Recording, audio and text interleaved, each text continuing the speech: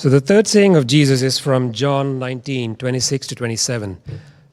When Jesus saw his mother and the disciple whom he loved standing nearby, he said to his mother, "Woman, behold your son." Then he said to the disciple, "Behold your mother." And from that hour, the disciple took her to his own home. So we're going to look at this at three levels. The first is the basics. Why did Jesus say what he did? Why did he call his mother woman? And then the next level is the relationship between some of the characters involved, because that gives us a better understanding of what's going on beneath the surface here. And then finally, the application for us. Yes, there is an application for us even from this one. So the basics. Why did Jesus say what he did? I think it's pretty obvious, right? Jesus loved his mother. But there's something more than that. So Mary was a widow at this point, and Jesus, as the eldest son, the firstborn, had the responsibility for her in that culture. And the other interesting thing is his siblings had drawn away from Jesus very early in his ministry, while Mary stayed with him, moved around with him, very publicly associated herself with him. And so now she is going to be probably alone. I don't think it's wrong to infer that maybe some distance came about between Mary and her other children because of this public association. I'm a bit of conjecture there, but I think it's not unreasonable. But essentially what Jesus was doing was discharging his responsibility, and he had the responsibility under the law, right, to do that. So now let's look at this other part, but why he called her woman. It sounds a little bit kind of disrespectful, but if you look at the original and the translation of the word, it's probably better to understand it as him referring to her as my lady or madam, something more formal.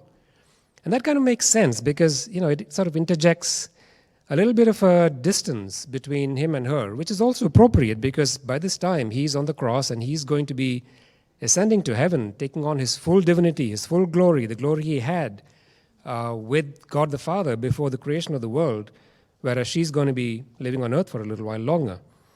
So that's kind of the first understanding of the words going on there. Now here's a little bit of doctrinal tidbit for you. The Catholic Church, right? They refer to Mary as Mother Mary. Where do they get that from? This is where they get it from. And they say because Jesus appointed John or Mary to be the mother of John, he was doing it for all believers. But of course, we don't subscribe to that. But that's just a little tidbit for you. Okay, the next level. Let's look at John and Mary. Now this may surprise some of you, but some of you may know it.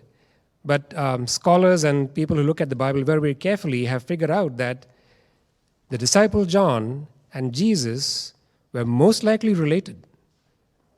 And what is the connection? They were cousins. And how did that happen? They say that Mary, the mother of Jesus, and John's mother, Salome, were most likely sisters. So Jesus and John, cousins. Now that immediately brings in a new level of understanding, right? There's a relationship here which could also explain why Jesus chose John to take care of his mother, right? So there's something interesting going on there.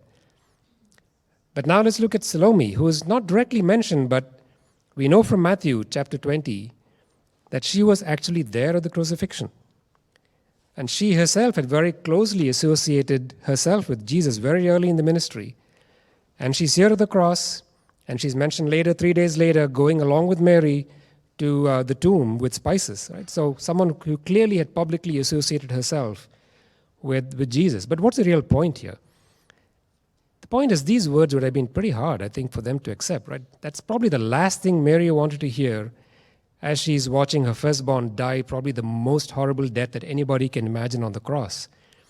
And then John, hearing these words, again, from his point of view, his relationship with Jesus, but then he has Salome as his mother there. And then we see Salome acquiescing to what Jesus says. But how do they go through this? I think the answer is pretty simple. Clearly, they were all family and they had that bond. But more than that, each of them had a deep personal love and devotion to Jesus. And they knew the other person had the same thing in them. And so I think it made it easier for them because they had that common bond of harmony between all of them. So let me bring it to close now, which is, what does it mean for us? I think this is one word here which encapsulates all of that. And that word is relationships.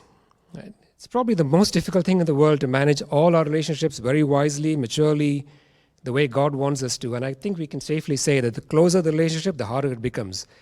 Parents, siblings, relatives, right? These are probably the most complicated things to manage. But this passage teaches us the importance of not giving up, trying our hardest to do what's necessary to maintain those relationships the way God wants us to. After all, it's the fifth commandment, right? Look at parents, for example. Honor your father and mother for that your days may go long in the land you're about to occupy. That's the only commandment, by the way, which has a promise attached to it. The rest of them don't have that. And the last thing for us, I think the application is, look around this church. Each of us, so different. We come from different backgrounds, ethnicities, countries, age, gender. What is it that binds us, really? The one thing that overcomes all of this is the common factor that we as true believers have that love for Jesus. And so that is the bond that we need to maintain as true born-again believers, and the love that demands that we strive for unity with each other. So let's take the thought away. I think this really is a call for us as a church to move forward in unity, because that finally is probably the most incredibly powerful testimony of our love for Christ.